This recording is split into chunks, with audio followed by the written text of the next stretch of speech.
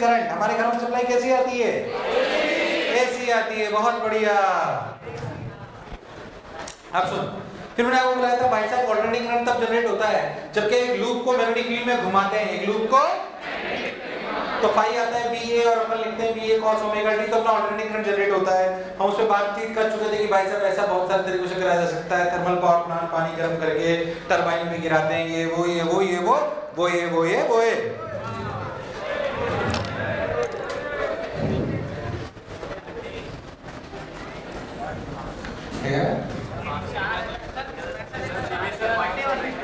GB sir 500 रुपए देगा GB sir, इसलिए हाँ। तो अपन ऑल्टरनेटिंग करंट करते हैं, ध्यान से देखिए। कई लोग तो भाई इसलिए रहे पढ़ने वाले से 3-4 हजार रुपए पढ़े, किसी दिन तो कुछ खिलाएगा ही। साला ऐसा नहीं अपन चूक जाए। आ जाओ। तो भाई साहब ऑल्टरनेटिंग करंट क्या चीज? तो अपने बोला ऑल्टरनेटिंग करंट हमारे घर में सप्लाई आती है 220 वोल्ट। मैंने आपको बेसिकली एवरेज निकालना सिखाया। क्या निकालना सिखाया? मैंने आपको सिखाया किसी भी चीज का अगर एवरेज निकालना हो तो basically integral ft dt upon integral dt। मैंने आपको आई एवरेज, क्या आई एवरेज को कोएफिशिएंट लिखने का तरीका ये होता है, यार हाँ ना बोलना पड़ेगा। क्या IRMS का बेसिक मतलब होता है इंटीग्रेशन ऑफ, सॉरी इंटीग्रेशन क्या है, summation of I square whole 4। याद है? भूल गया? याद कर। हाफ साइकिल के लिए जो एवरेज वैल्यू आई थी वो आई थी 2I0 by pi. Full cycle के लिए 0। IRMS के लिए क्या आई थी? I0 by √2। तुम्हें नहीं याद है कुछ भी? याद है? भूल गया? तो अगर ERMS की बात करें, अगर हमारा सोर्स ऐसा है जो पिछले दिन पढ़ाया था उसको रिवाइज करा रहा हूं, E बराबर E0 sin omega t type अगर हमारा सोर्स है तो अगर अपन बहुत ध्यान से देखें तो अपन जानते हैं कि E average for full cycle क्या 0 है? E average for half cycle 2E0 by pi. याद है? भूल गया? ERMS की वैल्यू क्या है? E0 by √2। कोई ग्राफ दे दे, फंक्शन दे दे, मुझसे कुछ भी पूछे, क्या मैं निकाल सकता हूँ? क्या ये सब मैथमेटिकल बात थी? ऑल्टरनेटिंग करंट का मतलब क्या? करंट अपनी डायरेक्शन चेंज कर रहा है। डायरेक्ट करंट का मतलब क्या? Current constant. करंट एक ही डायरेक्शन में होना। यहाँ तक की बातें अपन कर चुके थे, ये कर चुके थे, ये कर चुके थे, ये कर चुके थे, ये सब निकालना अपन सीख चुके थे। मैं आपसे पूछ लूं कि भाई साहब I का फंक्शन है 2t² + 3t। आपसे पूछूं I² का एवरेज बताइए 5 सेकंड में, क्या कर सकते हो? Integration I² t dt upon integration dt। अरे नहीं आया? अगर ग्राफ की फॉर्मेट में दे दूं तो भी क्या सवाल कर सकते हो? ये मैं आपको बता चुका था। मैंने आपको ये भी बताया था कि हमारे घरों में जो सप्लाई आती है इंडियन सिस्टम में वो 220 वोल्ट 50 हर्ट्ज लिखी आती है। ये 220 वोल्ट क्या चीज है? कौन सी वैल्यू है? कौन सी वैल्यू है? जब हमारे इंडियन सिस्टम की घरों की सप्लाई की बात करी जाती है तो 220 वोल्ट 50 हर्ट्ज पे लिखी जाती है। 50 हर्ट्ज का मतलब 50 साइकिल एक सेकंड में हो रही है, कोई शक वाली बात नहीं है। ये 220 कौन सी वैल्यू है? RMS। कौन सी वैल्यू है? पीक वैल्यू कितनी होती है? 311। तो अपन E0 जो पीक वैल्यू होती है वो होती है 220 × √2, जिसे अपन बोलते हैं 311। यहां तक की बातें मैं आपको समझा चुका था। बहुत बढ़िया सा, बहुत सुंदर। ये अपन सब देख चुके थे कहानी के बारे में। अब अपन थोड़ी और बातें करते हैं। भाई हमारे घरों में सप्लाई आती है AC 220 वोल्ट 50 हर्ट्ज, यानी कि 1 सेकंड में 100 बार करंट बुझता है, बंद होता है, बुझता है, बंद होता है, दोनों एक ही बात। तो 100 बार करंट गायब होता है। कितना रफ्तार में इतना होता है कि हमें लाइट वास्तविकता में 100 बार बंद हो रही है 1 सेकंड में, पर हमें दिखाई नहीं देता क्योंकि वो बहुत रफ्तार में होता है। हमारे घरों में कनेक्शन कैसे? Series parallel.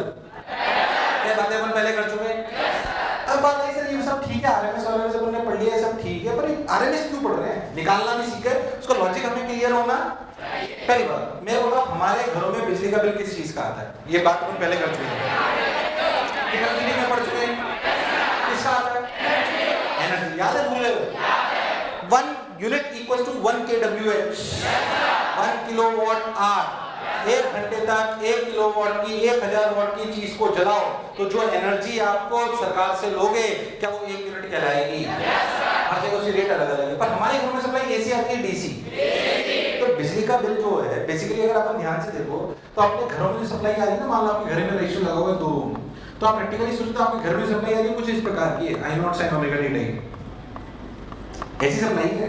क्वेश्चन करंट जोड़िए आप, तो आप लोगों को पूछे बताओ ये वाली चीज अपन ने 10 मिनट तक चलाई तो बताओ कितनी एनर्जी निकली, तो क्या आप हीट लिखोगे I स्क्वायर R dt का इंटीग्रेशन? तो कितना बिजली का बिल आया इसका प्रैक्टिकल तरीका, मान लीजिए बल्ब था 2 वाट का, तो इसमें कितनी एनर्जी थी, तो निकालने के लिए आपको I स्क्वायर R dt का इंटीग्रेशन करना।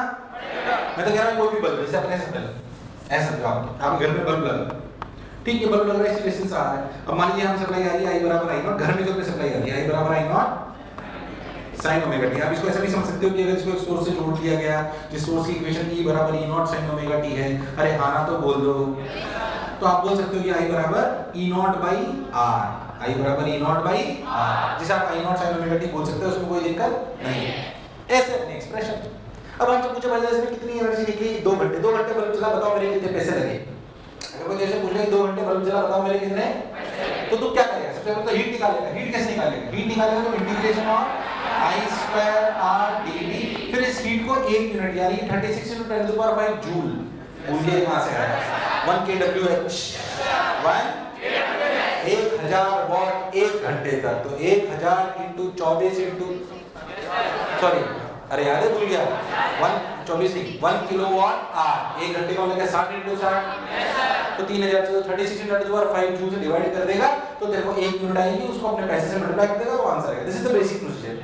सो every time whenever you will do it in your home, you have to do this. But एक आम आदमी ने सोचो उसे इतनी कैलकुलेशन थोड़ी समझा सकते हैं, उसे इतनी कैलकुलेशन समझा तो हमें तकलीफ हुई, अच्छा ही तो गड़बड़ है। तो हमने समझा कि एक्चुअली में हो क्या रहा है कि अगर किसी रजिस्टर से, मैं इसे समझाने का प्रयास कर रहा हूँ, किसी रजिस्टर से अगर करंट बह रहा है I बराबर I not sin omega t dt, ये ऐसे कर रहा है, तो इसमें जो हीट निकली है, जो एनर्जी निकली, वो निकली इंटीग्रेशन ऑफ I स्क्वायर यानी कि I naught square sin square omega t dt into R। पता है यस और no, time is 0 to t, जो भी लिखा, ये हीट है, ये एनर्जी निकली। आप बहुत ध्यान से देखो तो आपके पास एक चीज जिसे हम कहते हैं I square RMS, I square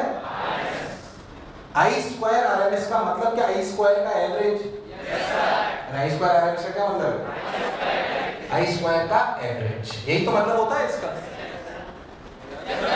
अरे रूट हटा दिया, I स्क्वायर कर लिया तो यार नहीं आया, किसका एवरेज, I स्क्वायर का एवरेज का क्या मतलब है, integration of I square dt upon integration of dt, this is basically t, this is basically मुझे लगा नहीं तुम्हें आया, अब समझना जो मैं कह रहा हूँ, ये क्या चीज है वास्तविकता में, I not sin square omega t, ये I स्क्वायर dt तो है यार, तुझे मेरी बात समझ नहीं आई कि this is nothing but I square dt, this is nothing but I square dt। ओ हो, क्या मैं इसे ऐसे लिख सकता हूँ, वो ध्यान से देखो तो I स्क्वायर dt, अब यहाँ से समझो क्या I स्क्वायर dt को लिखा जा सकता है I square RMS into t, यार तुम्हें नहीं आया, अरे नहीं आया, इसे क्या लिखा जा सकता है, I square RMS into R, एक पहले से उपलब्ध है,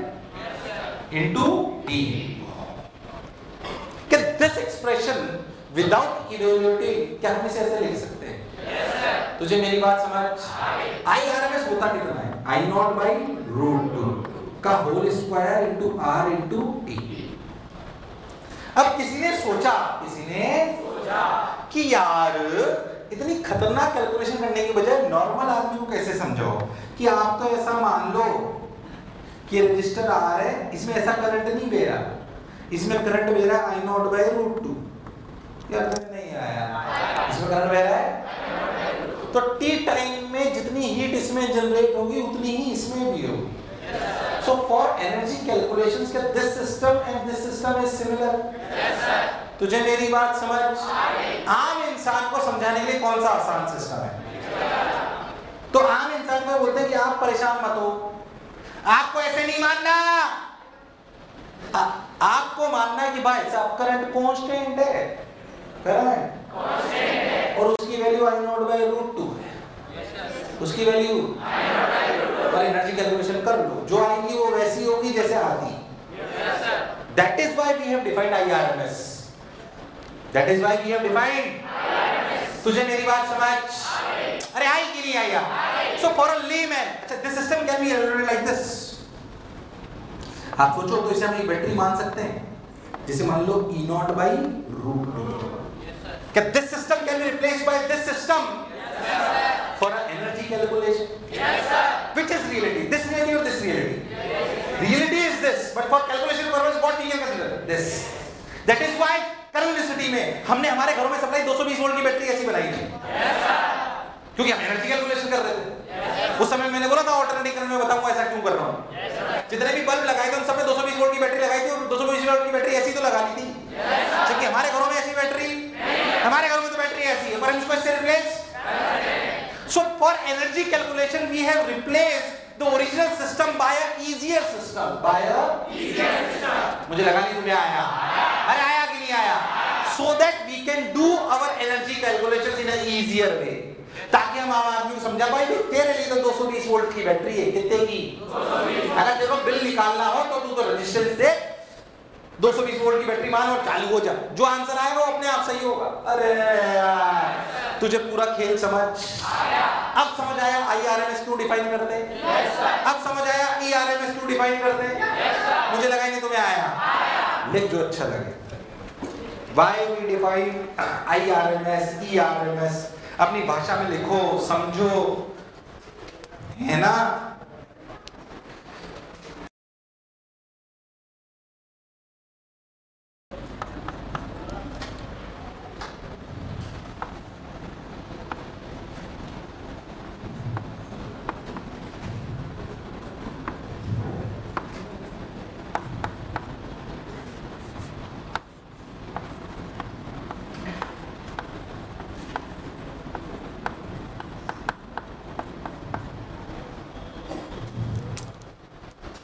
अच्छे समझ के लिखना, घबराना मत। अपना ही मास्टर घर का फोन करो वगैरह आएगा पीछे लगे, एक बार भी नहीं आया ना? आइए, okay let's come to the point. बोलो बातें चालू हो गई। छोटा इतनी नहावा आया कर थोड़ा सा, एक नंबर का नशेड़ी लग रहा है सारा, बिल्कुल मतलब ओगड़ पावा टाइप उठाते हैं। मतलब ये देखो रेडी, प्रताप क्या ये बात समझ आई? ठीक भाई सब, ये हमें क्लैरिटी है कि अच्छा, इसलिए हम आरएमएस वैल्यूज को इंट्रोड्यूस करते हैं। वास्तविकता में छोटी छोटी बातें बताता हूं, हमारे घर में एसी सप्लाई आती है, ये होता है वो होता है, ये सब हमने समझ लिया। छोटी छोटी बातें मैं आपसे और पूछता हूँ। यादकर हमने ना इंस्ट्रूमेंट्स पढ़े थे, गैल्वेनोमीटर, मीटर, वोल्टमीटर, तो क्या नाम थे? एसी डीसी हमने पढ़े थे, मीटर, वोल्टमीटर, गैल्वेनोमीटर, क्या नाम थे? AC DC, DC. वो एसी नाप सकते हैं क्या? उनकी वर्किंग याद करो। मूविंग कॉइल पे टॉर्क लगता है, मूविंग कॉइल पे क्या लगता है? टॉर्क। याद है? M क्रॉस B, उसी से टॉर्क लगे, उसे घूमता है, याद है? याद है कि भूल गए हो? अबे तो एसी तो ऐसे से नाचता रहता है, तो टॉर्क कैसे लगेगा? सोच, वो नीडल है उसकी गैल्वेनोमीटर की, तो पागल हो जाएगा। इधर जाने की सोचेगी तब तो इधर जाना होगा। एक सेकंड में 50 बार इधर, 50 बार इधर। सोच, अगर उसे पता है कि मेरे को इधर जाते ही इधर आना है, तो नीडल सोचेगी जाना ही नहीं है, जब जाके आना ही है। तो अगर आप उन इंस्ट्रूमेंट से जो आपने मेजर करने वाले सीखे थे, उनसे अगर आप एसी सप्लाई दोगे तो वो क्या मेजर करेगी? Zero, due to inertia. अरे बोलेंगे जब इधर जाके इधर आना, मैं नहीं जा रही। अरे नहीं आया। तो the devices which we introduced earlier, that is a meter, voltmeter, galvanometer, they measure what? DC supply. They measure what? DC supply. लिख लो। And if we pass alternating current through them, they will measure zero reading. ये सब सवाल आ सकते हैं। लिख लो कि metre, voltmeter, galvanometer जो हमने पहले पढ़े थे, वो डीसी सप्लाई नापा करते थे। अगर उनसे एसी सप्लाई पास करेंगे तो वो पागल हो जाएंगे और वो जीरो रीडिंग देंगे। पागल हो जाएंगे मत लिखना। Then they will provide you zero reading. They will provide you zero reading due to inertia. Due to inertia. और देख,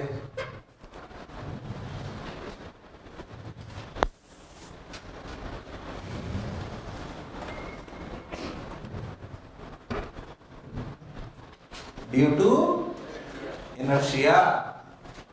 अब सुन, अच्छा सर, तो जो हम एसी मेजरिंग डिवाइस और डीसी मेजरिंग डिवाइस सेम होते हैं अलग अलग? जो हम पढ़ते थे वो क्या नाम थे? एसी। तो इस डीसी, तो जो एसी मेजरिंग डिवाइसेस होते हैं क्या वो अलग होते हैं? उनकी वर्किंग हमारे कोर्स में उन्हें बोलते हैं hot wire ammeter, hot wire volt meter. इच्छा हो तो HCMA से पढ़ लेना, तुम्हें 10 मिनट भी नहीं लगेंगे। इसलिए पढ़ लेना कि कभी अगर पैराग्राफ के रूप में आ जाए तो हमें कोई दिक्कत। मैं इसे थोड़ा सा एक्सप्लेन कर देता हूं। पहली बात, एसी मेजरिंग डिवाइसेस अलग होते हैं। वो क्या मेजर करते हैं सोच के देखो। हमारे पास 3 चीज होती है। अगर हमारा ऑल्टरनेटिंग सप्लाई ऐसी है तो आप क्या मेजर करना पसंद करोगे? खुद बोलो। ई नॉट की RMS? शाबाश। तो हमारे जो इंस्ट्रूमेंट होते हैं ना वो यही नापते हैं। हमारे जो इंस्ट्रूमेंट होते हैं वो ई थोड़ी नाप सकते हैं। अबे ई तो कंटिन्यूसली चेंज हो रहा है, तो ई नापने का कोई लॉजिक नहीं है। ई नॉट हमें एनर्जी किससे मिलती है? तो हमारे जो इंस्ट्रूमेंट होते हैं वो क्या नापते हैं? तो AC measuring devices measures what? Their working is based on energy। वास्तविकता में क्या होता है मैं आपको बता देता हूँ, ऐसे टाइम पास है समझ लो। तो कोई अपने कोर्स में नहीं इसको लिखना बिल्कुल नहीं। ऐसे एक वायर होता है, नीचे एक स्प्रिंग लगी होती है। क्या लगी होती है? इसके ऊपर नीडल लगी होती है, ऐसे समझिए सीधी रहती है। अब क्या हुआ, इस वायर में ऑल्टरनेटिंग सप्लाई फेंको तो करंट ऐसे आएगा जाएगा, उससे बिल्कुल लेना नहीं। क्या करंट, क्या वायर गर्म होगा? गर्म होगा तो थोड़ा सा एक्सपेंड करेगा। तो जो टाइट होता है थोड़ी सी नीडल नीचे होती है, ये यहाँ पे नीडल जुड़ी होती है वायर के बीच में, और नीचे स्प्रिंग भी होती है बैलेंसिंग के लिए। तो ऐसे ये नीचे आता है वायर। जब ये नीचे आता है तो नीडल, इस नीडल कितना नीचे आई, क्या इस बात पर डिपेंड करेगा कि हीट कितनी थी? क्या उसके हिसाब से उसकी एक्सपेंशन आएगा? उससे हीट से कैलकुलेशन होता है इसके थीटा का, और थीटा से निकल के आता है IRMS, क्योंकि हीट में आता है I² RMS। क्या आता है? I²। इसे बोलते हैं hot wire ammeter, hot wire volt meter. कभी देखे हो तुमने? कभी तो तुम्हारे घर में लैब में तो तुमने नहीं देखा होगा, तुम्हारे कोर्सेज में नहीं है। कभी घर में देखे हो तो ऐसे लाल लाल करके डब्बे होते हैं, उसमें प्लग वाले 2 स्विचेस होते हैं। अगर कभी कोई इलेक्ट्रिशियन घर में आया हो, यूपी बिहार वाले छोड़ो, तुम्हारे यहाँ नहीं आया होगा, बिजली नहीं है। अगर आया है कभी, वो अलग मेजरिंग डिवाइसेस होते हैं। कभी तुमने कुछ नहीं देखा? कभी इलेक्ट्रिशियन आया है घर में? इलेक्ट्रिशियन की क्या जरूरत, हम ही थे। देख जो बोला चमका, तो वो इसी कोर्सेज में नहीं है, तो उसमें बहुत ज्यादा मैं नहीं एक्सप्लेन कर रहा हूं। बस इतना समझ लो, AC measuring devices are different from DC measuring devices, and their principle is based on heat. Their principle is based on heat. That is why we measure what? RMS values. That is why we measure what? इतनी बात याद रहेगी तो कोई बुराई नहीं। लिख लीजिए कि एसी मेजरिंग डिवाइसेस अलग होते हैं, हॉट वायर अमीटर और हॉट वायर वोल्ट मीटर। इनकी वर्किंग हीट पे बेस्ड होती है, इनकी वर्किंग हीट पर बेस्ड होती है, इनकी वर्किंग हीट पर बेस्ड होती है, इनकी वर्किंग हीट पर बेस्ड होती है, इनकी वर्किंग हीट पर बेस्ड होती है। इसलिए ये RMS वैल्यूज मेजर करते हैं, इसलिए यह RMS वैल्यूज मेजर करते हैं, इसलिए RMS वैल्यूज मेजर करते हैं।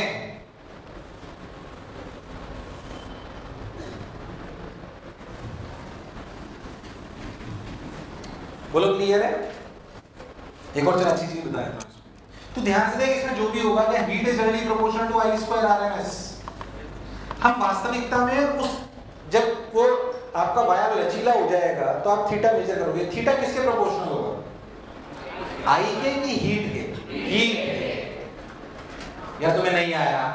तो तू देख, हीट और इसमें थीटा मैं ऐसे एक्स्ट्रा बता रहा हूँ, तो तू ध्यान से देख, तो जिनकी जो स्केल होता है ना, जैसे अगर तू ध्यान से देख, तो मैं तेरे को ऐसे बताना चाह रहा हूँ कि जो अपना जैसे गैल्वेनोमीटर का स्केल होता था, वो यहाँ का इक्वी डिस्टेंस होता था, इक्वली स्पेस्ड।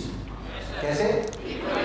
इसका स्केल इक्वली स्पेस नहीं होता। ऐसा नहीं पहले 1 डिग्री में जितना I में चेंज आया उतना अगले, क्योंकि हीट और थीटा में, यानी कि थीटा और I में लीनियर रिलेशन, वो in fact theta is directly proportional to root I, is directly proportional to root I। तो शुरुआत में जल्दी जल्दी, बाद में धीरे धीरे। तो हालांकि बहुत कम पूछा जा सकता है आपके लिए, बट ऐसे ही बता रहा हूँ।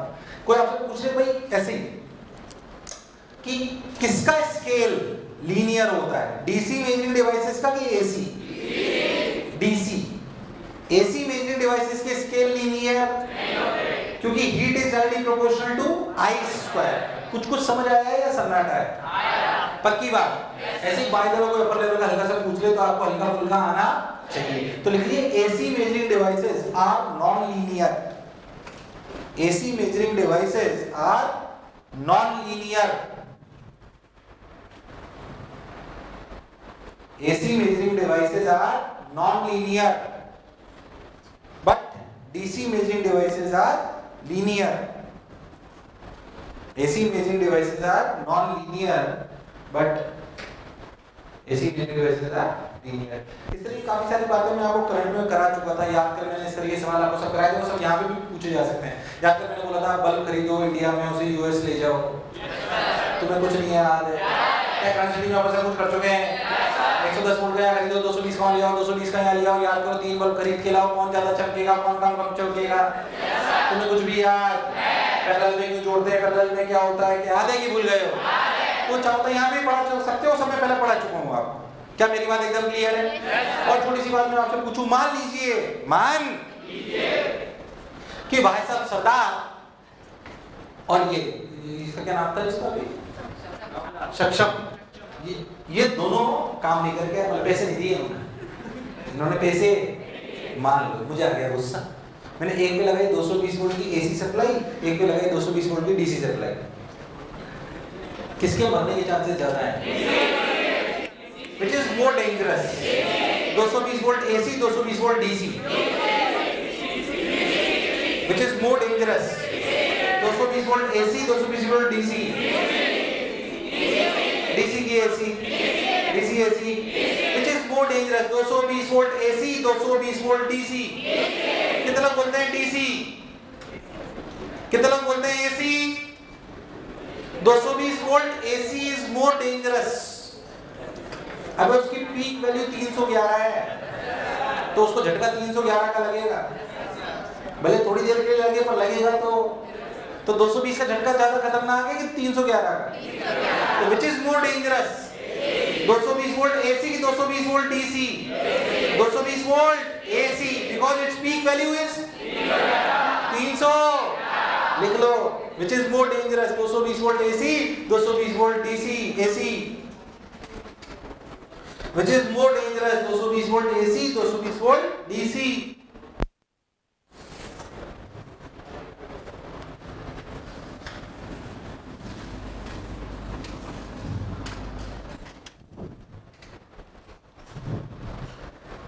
कौन सा खतरनाक है? 220 volt AC because its peak value is। तो ये बेसिकली थोड़ी बहुत जनरल चर्चा थी ऑल्टरनेटिंग करंट सप्लाई के बाद हमें आईआर में निकलना चाहिए या ना चाहिए, वो आना चाहिए, वो ये। अब चलो हम फालतू बातें छोड़ के बेसिक बात पे आते हैं, जिसे हम कहते हैं circuit theory for alternating current. Circuit theory पहले आप समझ लो लेक्चर फ्लो कैसे रहेगा, ध्यान से सुनो अच्छे से। सर्किट थ्योरी आपके लिए 3 एलिमेंट है सर्किट में, resistor, capacitor, inductor. Resistor, capacitor सब लोग जानते हैं। रेजिस्टर का फॉर्मूला R बराबर V/I, कैपेसिटर का Q बराबर CV, इंडक्टर का phi इक्वल्स टू Li, या फिर क्या E इक्वल्स टू -LdI/dt। नहीं आया? ये तीनों सर्किट एलिमेंट है आपके। हमारे घरों में क्या क्या हो सकता है उसमें बेसिक चर्चा अपन कर लेंगे, ध्यान से समझना। पहले 2-3 सर्किट 4 सर्किट तक दिक्कत आएगी, उसके बाद आप अपने आप ऑटोमेटिक में करने लग जाओगे अगर मेरी बात समझ में आएगी तो ऑल्टरनेटिंग सप्लाई को खाली रजिस्टर पे लगाओ तो क्या होगा, ऑल्टरनेटिंग सप्लाई को खाली कैपेसिटर पे लगाओ तो क्या होगा, ऑल्टरनेटिंग सप्लाई को खाली इन्वर्टर पे लगाओ तो क्या होगा, बताओ। अगर आरसी पे लगाओ एक साथ तो क्या होगा, अगर एलआर पे लगाओ तो क्या होगा, अगर एलसी पे लगाओ तो क्या होगा, अगर तीनों पे लगाओ तो क्या होगा। अरे हाँ ना बोल यार। तो कुल मिला के आपको 3 और इन दोनों के 3 कॉम्बिनेशन 6 और 1 7 सर्किट पढ़ने हैं। कितने? खाली रेजिस्टर, खाली कैपेसिटर, खाली इंडक्टर, आरसी, एलसी, एलआर। बोल यस और no? And the last one is LCR, and the last one is फिर एलसीआर के थोड़े बहुत यूसेज, हल्का सा ट्रांसफर, चैप्टर खत्म। आज कल मैक्सिमम अप टू परसों के लेक्चर तक वो भी जाए तो वो भी मैं धीरे-धीरे पढ़ाऊंगा, इसलिए वरना तो आराम से खत्म कर सकते हैं, कोई खास बात नहीं। इस फ्लो में हमें चलना है। हम रेजिस्टर्स में क्या क्या चीजें इंपॉर्टेंट होती है, कितना करंट बहा, कितना वोल्टेज आया, क्या हीट जनरेट हुई, हीट पे चर्चा, पावर पे चर्चा हम लोग करेंगे 3-4 सर्किट पढ़ने के बाद। क्यों ऐसा करेंगे वो आपको अपने आप समय के साथ फील समझ में आएगी, तो मैं आपको पावर फैक्टर वगैरह बताऊंगा। अभी अपन बेसिक से स्टार्ट करते हैं। पहले जो मैं बोला क्या चमका, तो आपको बेसिक समझना पड़ेगा। इस चीज को समझने के लिए एक चीज आपको पक्का आनी चाहिए। क्या पक्का आनी चाहिए? पुरानी वो मैं आपको बता दूं, that is combination of SHM. That is combination of, अगर आपको इसको अच्छे से सीखना है तो आपको एक चीज आनी चाहिए। क्या मैं आपको रिवाइज करा देता हूं। A1 sin omega t plus A2 sin omega t plus 5, क्या ये दो एसएचएम की इक्वेशन है? क्या इन दोनों को एक साथ लिखा जा सकता है? क्या वो भी एक नया एसएचएम आता है? A1 square plus A2 plus 2A1 A2 cos 5, याद है? भूल गया? Into sin omega t plus alpha, where alpha is, याद है कि भूल गया? क्या इनको ऐसे लिखने के लिए मैथमेटिकली क्या A1 A2 को वेक्टर की तरह मानते हैं? A1 A2 को कैसे मानते हैं? वेक्टर की तरह। क्या ये एंगल अल्फा होता है, ये A नेट होता है? कुछ याद है कि भूल गए हो? ये आपको लिखना आना ये चाहिए होगा इसमें आगे 2-3 सर्किट के बाद। पहले था जो बोला चमका, that is the basic requirement which you should understand. अगर नहीं आता है तो इसे पढ़ लेना ढंग से, ये चाहिए होगा इसमें अपने को, बेसिक चीज है। खैर मैं वापस आता हूं सर्किट थ्योरी पर। सबसे पहला सर्किट क्या कहलाएगा? Purely resistive. क्या कहलाएगा? Purely resistive. सबसे पहला सर्किट डालिए purely resistive circuit. Purely resistive, purely resistive circuit. अच्छा सर ये क्या है sir purely resistive circuit? Simple, purely resistive circuit, कोई खास बात नहीं देखिए, इधर कुछ कमला इसका नंबर ओ है ना। एक रेजिस्टर लगाया, उसमें अपन ने सप्लाई लगाई, सप्लाई अपनी ऑल्टरनेटिंग थी, इसकी वैल्यू क्या रख दी गई? E0 sin omega.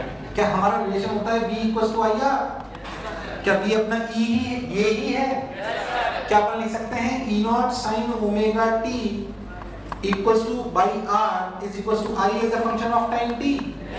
बिल्कुल सिंपल है, पहला कोई खास बात नहीं है। I as a function of time t तो अपन ने बोल दिया कि भाई साहब I आ गया अपना ये, और I के लिए लिख दी गई I0 sin ओमेगा t। आपको पहले पार्ट में ऐसा क्यों बता रहे हैं, तो हमें पहले से आता था, बस समझे। जब पोटेंशियल अप्लाइड जीरो है, करंट कितना है? यार आवाज नहीं आएगा। जब पोटेंशियल अप्लाइड जीरो है, करंट अप्लाइड कितना है? जीरो। यार नहीं आया, आया नहीं आया, सोच लो। तो ये जीरो है, ये जब ये मैक्सिमम है तो क्योंकि इन दोनों का फेज सेम है, इन दोनों का तो इनमें फेजर डायग्राम की जरूरत पड़ेगी। तो उसे समझें कि अगर आप E को इधर की तरफ रिप्रेजेंट कर रहे हैं तो क्या करंट भी इधर की तरफ रिप्रेजेंट हो रहा है? फेजर ऐसे बनाते हैं ना। अगर E को इधर रिप्रेजेंट कर रहे हो तो I भी सिंपल प्योरली रेजिस्टिव, इसमें कोई परेशान होने वाली बात नहीं है। आगे सर्किटों में इन सब चीजों की काम में जरूरत पड़ेगी, इसलिए इसमें तो कोई रॉकेट साइंस नहीं, क्योंकि normal relation V equals to I। मान लीजिए हम दूसरा सर्किट लेते हैं जिसे हम कहते हैं प्योरली कैपेसिटिव। प्योरली कैपेसिटिव नहीं आया, आया क्या भी कहां से, क्या मुझे हेडिंग डाली है, ये रख कर दूं ना। प्योरली कैपेसिटिव, अब कैपेसिटिव मान लीजिए प्योर कैपेसिटर सर्किट है जिसको हमने भाई साहब ऑल्टरनेटिंग सप्लाई से जोड़ दी। ऐसा सवाल भी आता है कि कैपेसिटर अगर डीसी सप्लाई से जोड़ो तो क्या थोड़ी देर बाद सर्किट टूट जाता है? क्यों टूट जाता है? क्योंकि कैपेसिटर टूट जाता है। और ऑल्टरनेटिंग सप्लाई में ऐसा नहीं होता। क्यों नहीं होता? क्योंकि करंट कभी इधर कभी, अरे हाँ ना बोले यार, तो कभी भी पूरा ढंग से चार्ज होता इधर उधर होता रहता है। ऐसे घटिया लॉजिक मत लगाना, देखो सर ऑल्टरनेटिंग सप्लाई ऊपर से निकल गया, तुम्हारा कोई भरोसा।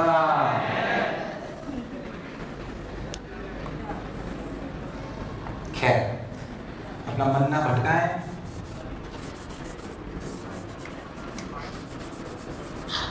अब ऐसे प्योरली कैपेसिटर सर्किट है, हमने सप्लाई लगाई कितनी?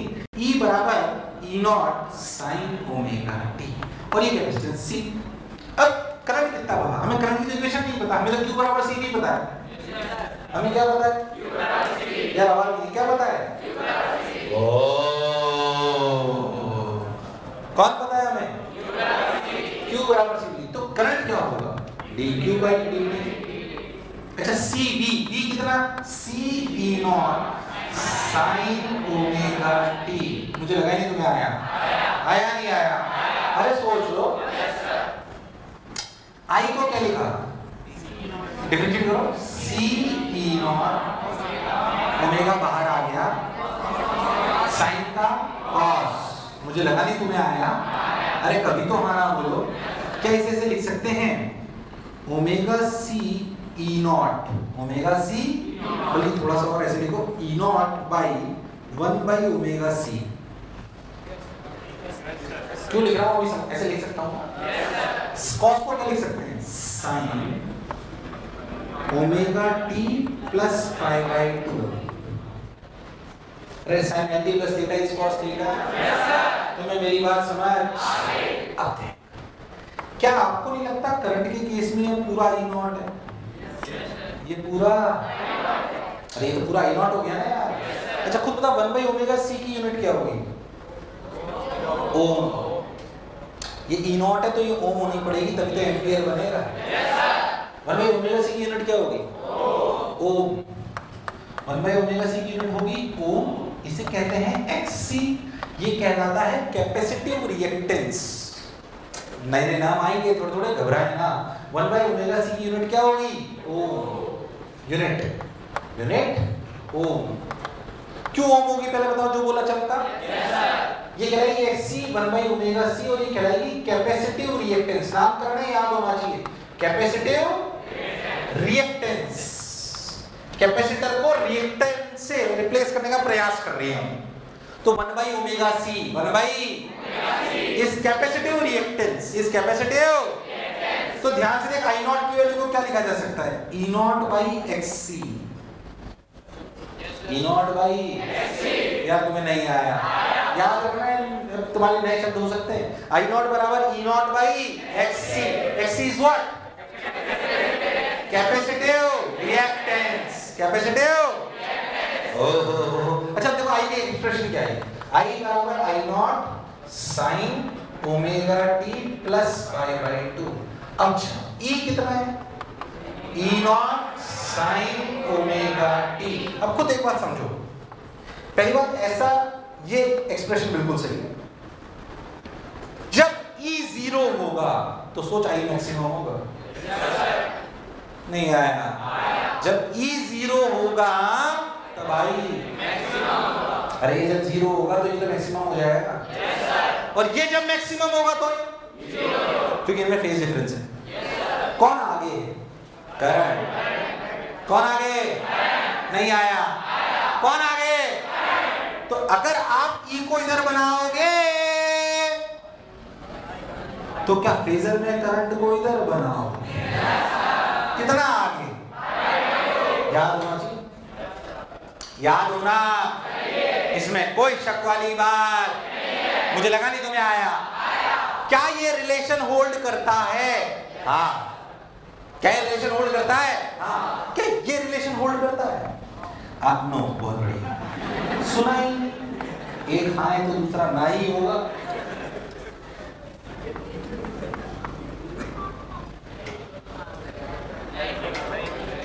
ये एक ही बात है। मैं कह रहा हूं ये सही है कि नहीं है, ये किसी भी टाइम टी पे सही है कि नहीं है, सही है गलत है, सही है गलत है, गलत है। रख के देखो, अबे sign omega T plus pi by 2 omega T बराबर थोड़ी हो जाएगी। ये रिलेशन सही नहीं है। क्यों मैं समझाना, बच्चा क्या सोचता है ना, कैपेसिटिव रिएक्टेंस आ गई, इसे कैपेसिटर की, मान लीजिए कैपेसिटिव रिएक्टेंस आई 10 ओम, कितनी है, तो बच्चा इसे हटा के रेजिस्टर लगा देते 10 ओम। ऐसे नहीं लगा सकते, वो सिर्फ एक तरीका है समझने का। You can not replace capacitor by resistor. अभी में फेज 90 डिग्री है भाई, तू सोच के देख, जब ये 1 है, जब ये क्या है, मान लीजिए वैल्यू 1 आई, तो ये कितनी, तो उस समय तो ई की वैल्यू ई नॉट है, उस समय ये कितनी है, ई नॉट, और ये कितनी है, तो होल्ड कहां हो रहा यार, समय शून्य पर, समय ये कितनी है, ई नॉट, और ये कितनी, तो ये कहां होल्ड हो रहा यार, नहीं आया। तो किसी भी इंस्टेंट पे ये वैलिड नहीं है। इनकी पीक वैल्यूज में रिलेशन होल्ड करता है। दोनों की पीक वैल्यू एक साथ आए ये जरूरी नहीं है। इनफैक्ट जब ये 0 होता है तो ये पीक होती है, जब ये 0 होता है तो ये बात अलग है और ये बात अलग है। कंफ्यूज होने की जरूरत नहीं है। नहीं आया। मतलब क्या है इसकी फील कराता हूं आपको। पहली बात, ये अनर्थ है,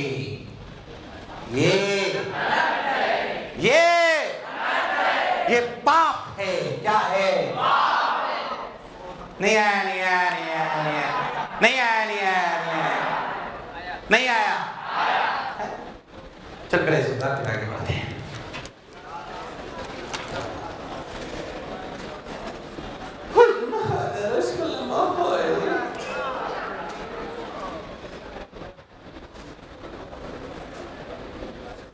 अच्छे समझ के उतारो।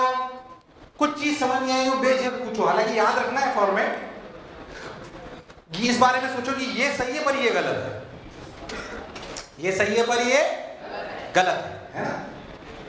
यहां पे ये सही था, रजिस्टिव सर्किट में ये क्यों सही था? क्योंकि इन दोनों में कोई फेज डिफरेंस नहीं था।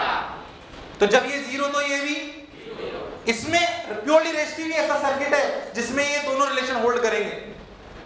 बाकी किसी में होल्ड सिर्फ ऐसा ही होल्ड करेगा, ये होल्ड नहीं करेगा। अरे हाँ ना बोलिया, क्योंकि फेज चेंज हो जाते हैं। क्या चेंज हो जाते हैं? फेज। खैर चलिए, मान लीजिए मैं आपसे बोलूं, मान लीजिए मैं आपसे कि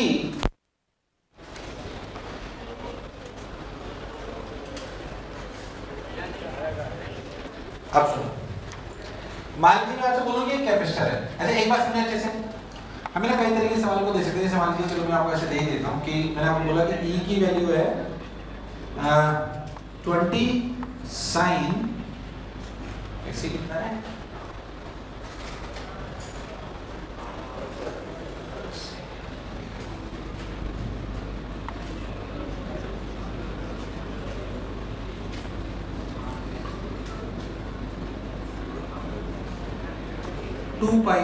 टू पाई टी।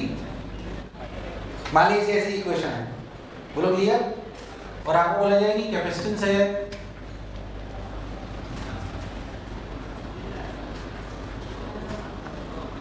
1/2 या 1/4 फैरेड। पहले तो XC कितना है, कैपेसिटिव रिएक्टेंस कितनी है?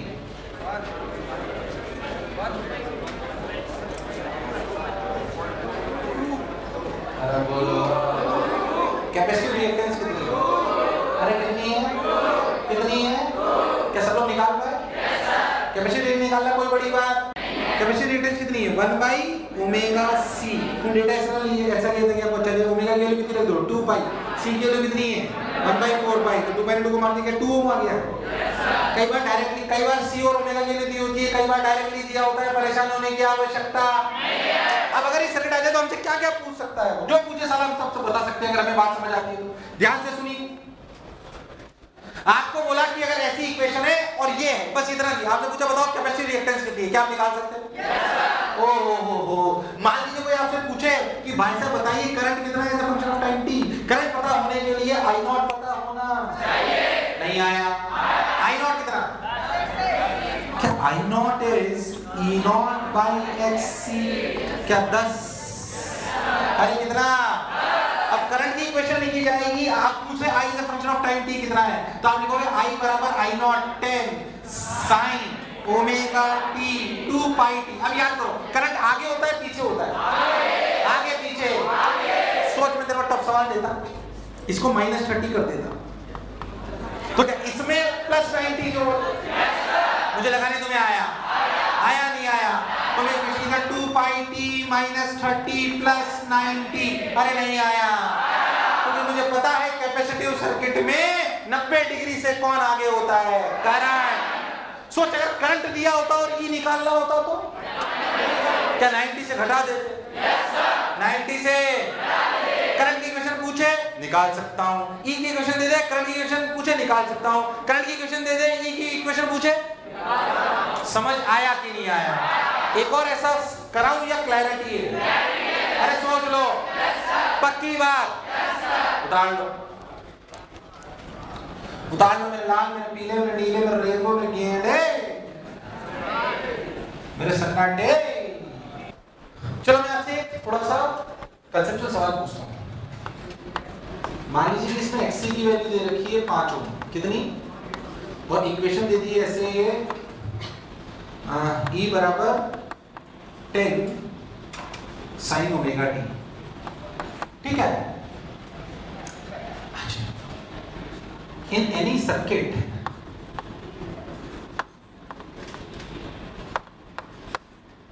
at t equals to t time,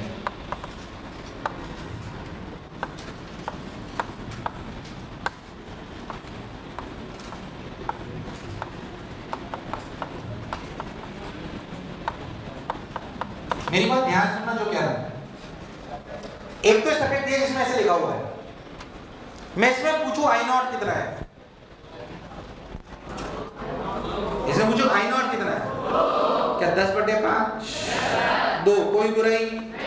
मैं इसमें पूछूं टी, ये एक सर्किट दिया जिसमें बोला कि किसी भी टाइम टी पर, किसी भी टाइम टी पर, ये सिचुएशन है, इसके अक्रॉस वोल्टेज है 10 वोल्ट, कितना? तो आपसे पूछा जाए करंट कितना है, तो क्या करंट होगा 10/5, 2 एम्पियर। ये सही है गलत है? ऐसे नहीं लिख सकते। क्या अभी समझा है? ये अलग बात है, ये इसके लिए डेटा और चाहिए होगा, इससे काम नहीं चलने वाला है। पहले था जो मैं बोला चमका, अब साइन ओमेगा टी और ये सब आपको देना पड़ेगा। अरे नहीं आया, पहले था ये समझ आया कि नहीं आया? ये 10 का क्या मतलब है? ये ई नॉट वैल्यू है? नहीं, ये पूरी वैल्यू है E naught sine omega T की। ये किसकी वैल्यू है? पूरी वैल्यू। आप बोला t इक्वल टू 5 सेकंड पे पोटेंशियल डिलीवर हो रहा है 10 वोल्ट, कितना? 10 वोल्ट, और xc की वैल्यू 5 दे रखी है, तो करंट 2 नहीं होगा, क्योंकि it equal to et by xc valid नहीं है। तुम्हें मेरी बात समझ या तुम्हारे प्राण प्रकेरु? हालांकि बहुत ज्यादा आपको उलझाते हैं नहीं, बट अगर कंसेप्चुअल क्लैरिटी आ जाए तो मजा आता है। नहीं आया ढंग से, जैसे मैं कह रहा हूं वैसे ऑल्टरनेटिव करंट्स पढ़ लोगे, जितना तुम्हारा एनालिसिस तो बहुत बढ़िया हो जाएगा, तुमको दिक्कत नहीं आनी खास। फिर जो मैं बोला क्या चमका? फील आई है सन्नाटे में? अब पहला सर्किट कौन सा था? Purely resistive. दूसरा कौन सा था? प्योरली। तीसरा देखो प्योरली इंडक्टिव। तीसरा लिख लिए प्योरली इंडक्टिव। उतारिए गए उधर वाला, उतारो जल्दी उतारो, जल्दी इस बात purely inductive, you know, purely inductive, you know, purely inductive, you know, purely inductive, you know, purely inductive, you know। अब सुन फिर से वैसी बात, ये इंडक्टर L ऐसे मान लो आपसे कोई बोले कि करंट दे रखा आपने, I बराबर I not sine omega t, तो E कितना होगा? क्या E equals to minus L D I by D T? यार मुझे लगा नहीं तुम्हें आया। अरे हाँ ना तो बोल। अरे सही तो कर रहा हूँ। तो माइनस एल ने छोड़ा तो L D I by D लिख लेते हैं, बाकी तो अपने को काम की बात है नहीं। L D I by D T, current कितना? अरे यार इंडक्टर है, उसमें करंट दे रहा है नॉट साइन ओमेगा टी, ये लिख के ये निकाल लो या ये लिख के निकाल लो, ये की बात है ना। आप जो समझ नहीं है तो अपन लिख लिया L D I by D के लिखी हुई I not omega cos omega T. मुझे लगा नहीं तुम्हें आया, तो omega L I not sine omega omega T plus 90। अगर इतना करंट हो तो इतना ईएमएफ होता है। बताओ कौन आगे? क्या वोल्टेज आगे? कौन आगे? मुझे लगा नहीं तुम्हें आया। कहानी रिपीट टेलीकास्ट टाइप चलेगी, थोड़ी थोड़ी ध्यान से देखते चलिए, मुझे आएगा। देखिए अच्छा खुद बताओ मेरे को, क्या E बराबर आई आर टाइप में ये यूनिट आर है? ओमेगा एल की यूनिट क्या है? बेकार रिस्पांस। ओमेगा एल की यूनिट क्या है? क्या है? इसे कहते हैं इंडक्टिव रिएक्टेंस। अरे क्या कहते हैं? अरे नहीं आया। और डिनोट करते करते हैं ओमेगा एल से लिखते हैं एक्सएल। क्या लिखते हैं? कैपेसिटिव रिएक्टेंस क्या थी? X C 1 by omega C. क्या capacitive reactance depends on the source? Yes, omega पर डिपेंड करती है ना। क्या capacitive reactance depends on source? Yes yes yes. अबे 1 बाई ओमेगा सी। क्या ओमेगा तो सोर्स पर डिपेंड करता है भाई? क्या इंडक्टिव डिपेंड्स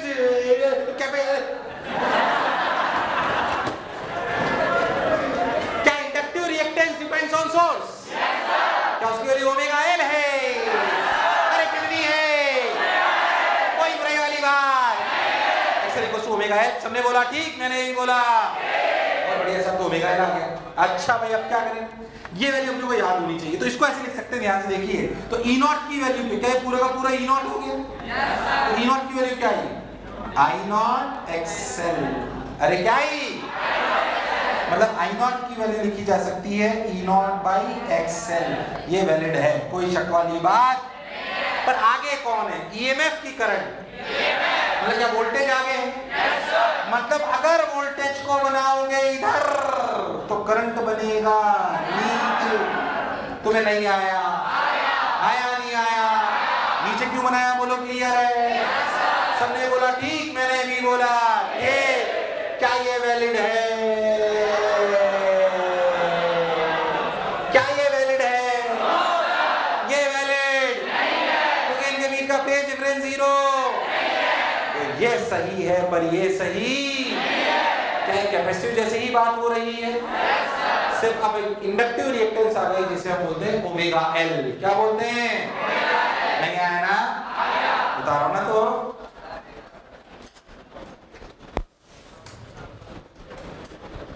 हाँ, पानी पी ले, पानी पी ले। एल क्या होता है? Length of the inductor. Latent heat of vaporisation.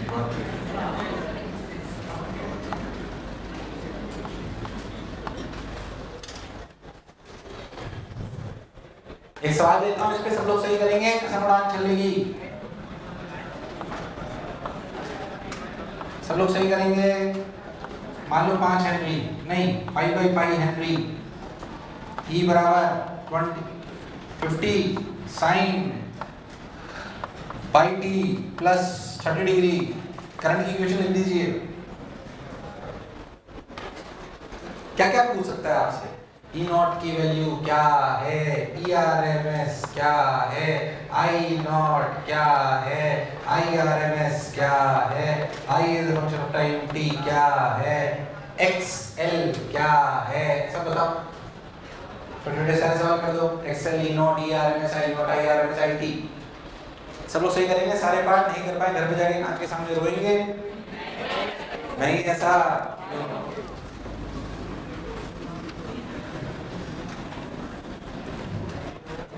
तुमसे नहीं आया। सब लोग सही करेंगे, गलत नहीं। जब तुमसे नहीं हुआ ये ई नॉट कितना, सॉरी एक्सएल कितना? 5। सबका आ गया क्या? ई नॉट 50 बाई √2, आई नॉट के 50 बटे 5 10। क्या ये आया? 10 बटे √2 10 साइन पाई टी प्लस 30। आगे पीछे करंट पीछे होता है आगे होता है? पीछे होता है। आगे कितना पीछे?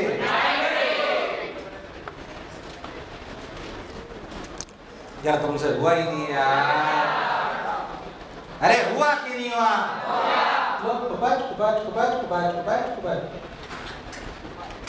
एक और बताऊं कि समझ में आया?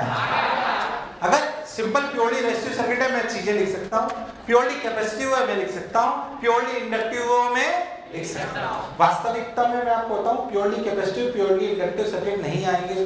क्यों नहीं आएंगे? क्योंकि वास्तविकता में सर्किट होते नहीं है। जब भी इंडक्टर होगा क्या इसके साथ रजिस्टर होगा? तो आपके लिए सवाल आएगा एलआर सर्किट पे, किस पे आएगा? ये तो समझाने के लिए बता रहे हैं आपको। चांसेस बहुत कम है कि प्योरली इंडक्टिव प्योरली कैपेसिटिव पे सवाल आए, पर वहां तक पहुंचने के लिए ये सब आपको आना चाहिए, इसलिए बताया जा रहा है। तुम्हें मेरी बात समझ? तो ये और प्योरली कैपेसिटिव भी नहीं हो सकता क्योंकि वो सर्किट की वजह होगा आरसी सर्किट। कौन सा सर्किट? तो हमने कौन से 3 सर्किट पढ़ लिए? Purely resistive, purely capacitive, purely, मुझे लगा नहीं तुम्हें आया। एक बार पढ़ा लो वापस, देखो कोई तकलीफ तो नहीं है सर्किट में। देख लो एक बार फटाक से, सिर्फ 2 मिनट दे रहा हूँ। देखो सर्किट में तकलीफ तो नहीं, 2 मिनट दे रहा हूँ, एग्जैक्टली 2 मिनट्स।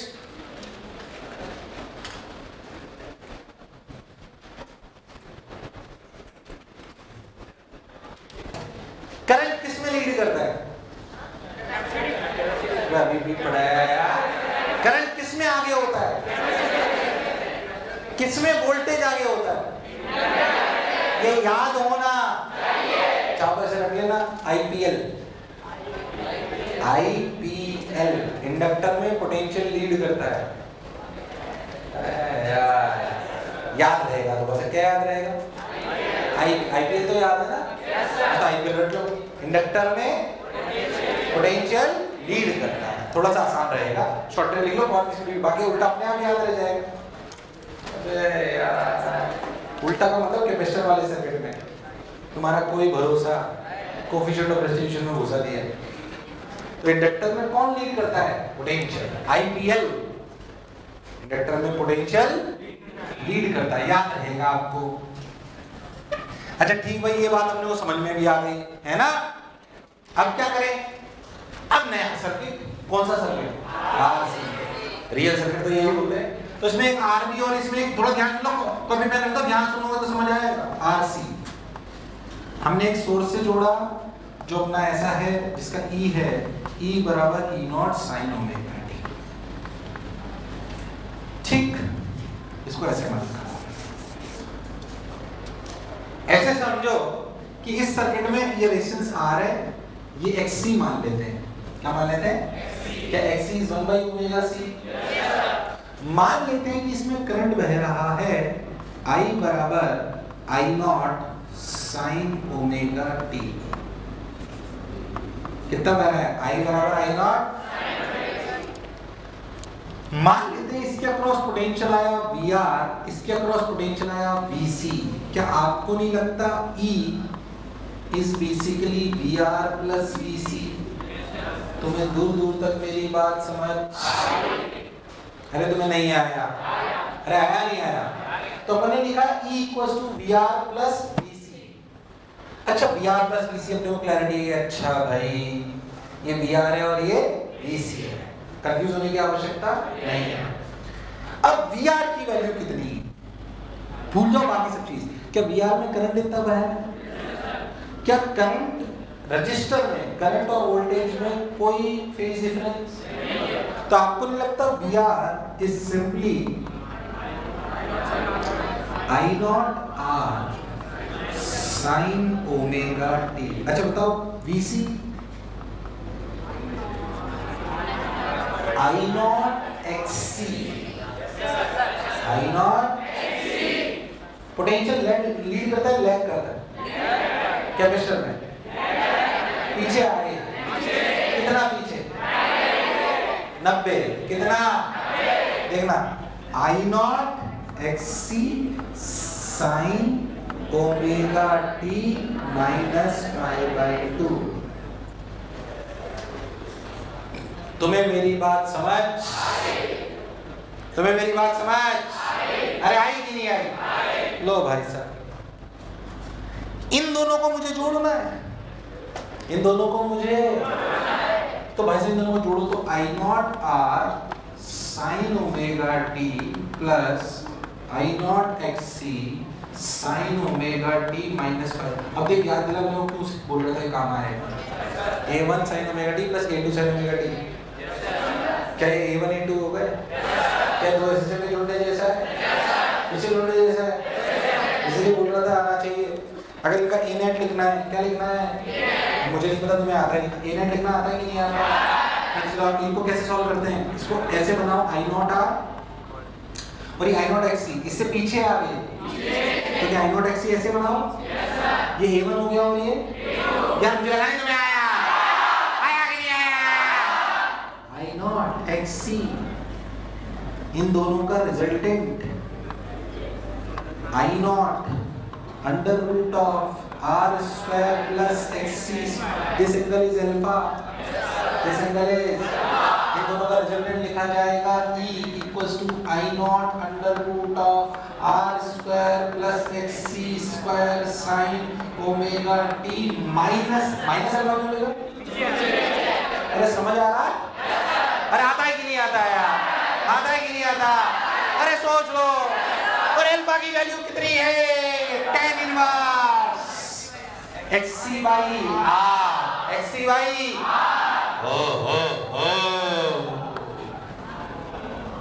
तुम्हें नहीं आया? अरे आया कि नहीं आया?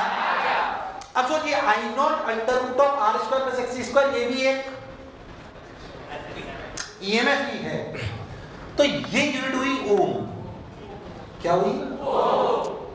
ये कैपेसिटिव रिएक्टेंस, ये रेजिस्टेंस, पर इनकी यूनिट भी रेजिस्टेंस। इसे कहते हैं impedance of the circuit, Z। हम नहीं पढ़ रहे, एक दिन में एक ही नया शब्द रखते हैं सब, आज के लिए दो हो गए। Impedance of the circuit Z, क्या कहते हैं इसे? Impedance of the circuit Z, that is under root of R square plus XC square.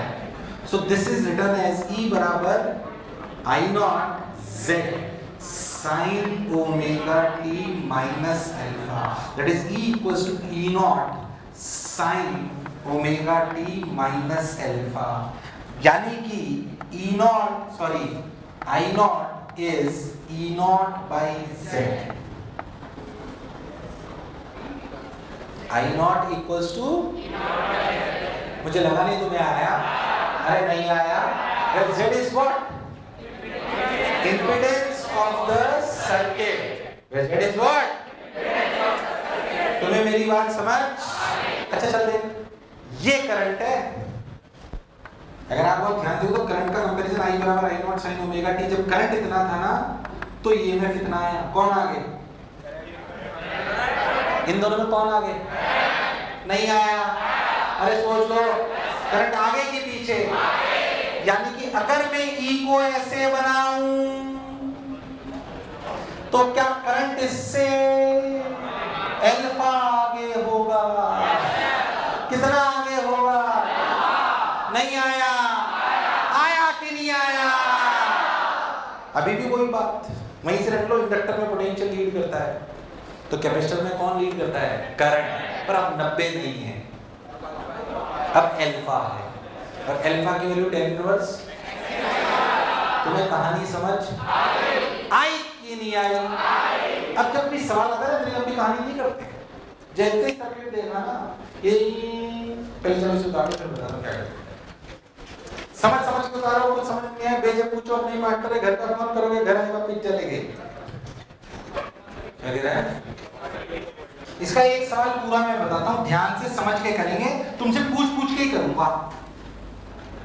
पता है करते कैसे? जैसे मान लीजिए ऐसा सवाल है, इसमें बहुत सारी चीजें टिपिकल सब पूछ वाले होंगे, ध्यान सुनना। हालांकि ताता नहीं, पर एक पीएचडी का डालते हैं। ये रजिस्टर है, ये कैपेसिटर है। मान लेते हैं कि अपना बोलो क्या गिवन है? ई गिवन है कि आई? ई। मान लो रेजिस्टेंस है 3 ओम, कितनी? 3 ओम। और सिस्टम ऐसा है कि एक्सी की वैल्यू है 4 ओम। कितनी है? 4। अब ध्यान सुनना, पहले रुक जाओ, आप सुन लो, ये मत उतारो बस, मतलब ये उतार दिया सब, उतार जल्दी उतार। अब मान लीजिए किसी ने बोला कि ई की वैल्यू देते हैं, चलो ठीक है, मान लीजिए ई कुछ भी लेते हैं, 20 sin ओमेगा टी प्लस 30। अब हमसे बहुत सारी चीजें इसमें पूछी जा सकती है, बहुत सारी। क्या क्या मैं आपको पहले बता देता हूँ। अच्छा, आप इस पूरे प्रोसेस को ध्यान से देखो तो आपको एक बात समझ में आएगी कि आप देखो, जब मैंने ग्राफ बनाया था ना, क्या बनाया था? उसमें इधर आया था आई नॉट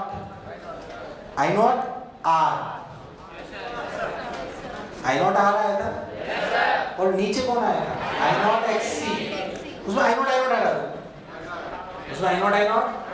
तो डायग्राम आई नॉट को तो बाद में रख देते हैं, डायरेक्ट एक्सी का डायग्राम बनाओ ना। मैं तो मन में रखता हूँ, आर को हमेशा हॉरिजॉन्टल बनाना है। अगर कैपेसिटर हो तो एक्सी नीचे, इंडक्टर हो तो एक्सएल। नहीं आया, और इनका रिजल्टेंट अपने को इंपीडेंस देगा। इनका रिजल्टेंट अपने को ये वाला सर्किट सीख के तो LR अपने आप आ जाएगा, कुछ भी नहीं, तुम खुद ही करोगे सब कुछ। पहले अपन समझे तो शॉर्ट ट्रिक क्या करी, ऐसे R और ऐसे XC, क्या इन दोनों का रिजल्टेंट Z? तो वो I0 वाला बनाने के बाद डायरेक्ट ही बनाएगा root of R square plus XC square. क्या यही एंगल अल्फा होगा? और हमें पता है कि अगर ये V होगा तो ये I होगा, क्योंकि कैपेसिटर है और ये एंगल अल्फा होगा। नहीं आया? इतनी बात समझो तो एक ग्राफ आ जाएगा। अब सोच इसमें R कितना है, इसमें, इसलिए मैं ये सब ये मन में याद होना चाहिए, ये मन में याद। तो सोचिए देखते हैं क्या बना है, R कितना, R 0 3 XC रिजल्टेंट, तो इंपीडेंस कितना, इंपीडेंस कितना, ये एंगल 53, तो अगर ये भी तो क्या I हुआ 53 पर? अरे मुझे लगा ही नहीं, तो मैं आया, आया कि नहीं आया? पक्की बात। ये मुझे मारा, मुझे मारा, ऐसा होगा। अब सुन क्या क्या पूछ सकता है आपसे, तो पहले पूछे Z कितना है, आप लिखिए Z 5 होगा। आपसे पूछे E0 कितना है 20, आपसे पूछे ERMS कितना है 20/√2, आपसे पूछे I0 कितना है,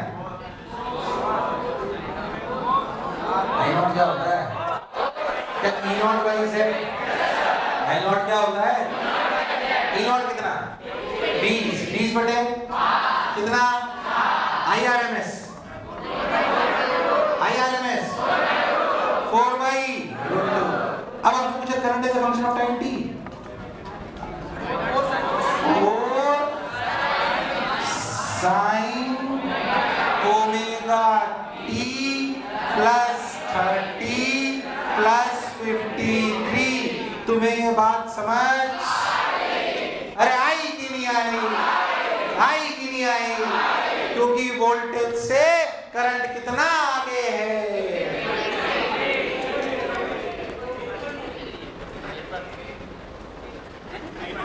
कुछ गलत कर रहा हूँ क्या? I0 4 सही है, हाँ एम्पियर है, ठीक है। ये तुम्हें यहाँ कंफ्यूजन हो रहा है कैसे? भाई ये अपन वोल्टेज के लिए बनाते हैं, अपन करंट के लिए बनाते हैं। मैं कुछ उल्टा लिख रहा हूँ क्या? नहीं, मैं कुछ उल्टा लिखा क्या? ये सही तो लिख रहा हूँ यार। भाई I0 R ये ऐसे, हाँ सबसे। कैपेसिटर में कौन लीड करता है? करंट। कौन लीड करता है? करंट।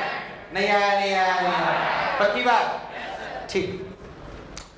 अब मैंने वोल्टेज इधर बनाया था क्योंकि मैंने I0 इधर लिया था, मैंने इसके बेस को ले लिया था, उसको नीचे बना रहा था। कैसे भी बना लो, उसमें कोई परेशान होने की जरूरत नहीं, ठीक। अब सुनिए आ गया, और क्या टफ पूछ सकता है, हालांकि इतना पूछा नहीं जाता।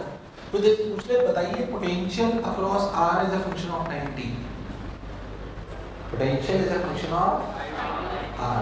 क्या potential at R is I0 R, I0 और I0 R और I और V के में कोई फेज डिफरेंस नहीं है। रजिस्टर और करंट के वोल्टेज और करंट में कोई फेज डिफरेंस, क्योंकि रजिस्टर है, क्योंकि वो कौन है, रजिस्टर। तुम्हें मेरी बात समझ? तो लिख लो यहाँ से लेकर आता है। अब सुन, देख क्या लिख रहा हूँ, V is a function of, ये टिपिकल है, बहुत कम चांस है कोई पूछ ले, और फिर भी पूछ ले तो मैं आना चाहिए। I0 कितना 4, R कितना 3 into sine omega T plus 30 plus 53। ऐसे कोई आपने पूछ लिया potential function of time T across capacitor, across, तो लिखेंगे I0 XC, I0 X कितना 4, तो 4 इंटू 4। अब मुझे बताओ करंट से कैपेसिटर के अक्रॉस पोटेंशियल आगे होता है पीछे? कैपेसिटर में पोटेंशियल आगे होता है पीछे होता है? कितना पीछे? 90। मतलब इसके फेज में 90 और घटा दूं, इसके फेज में 90 और घटा, तो sine omega T plus 30 plus 53 minus 90। तुम्हें दूर दूर तक मेरी बात समझ?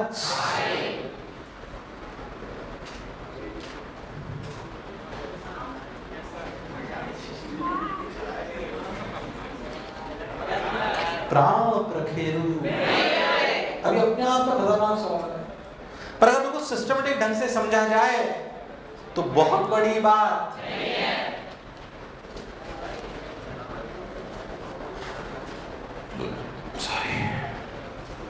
चलो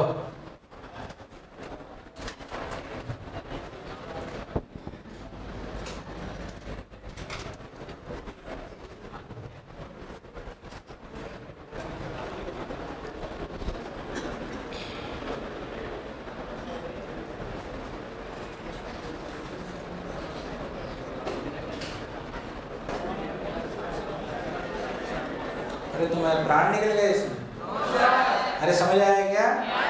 कोई कष्ट? सोच के देखो तो ऐसे ही सर्किट कौन सा बिल्ड होगा? एलआर। कौन सा? एलआर सर्किट बिल्ड होगा। पर वो अपना रिटर्न करेंगे। आज के लिए इतना ही, अगले दिन खत्म कर देंगे।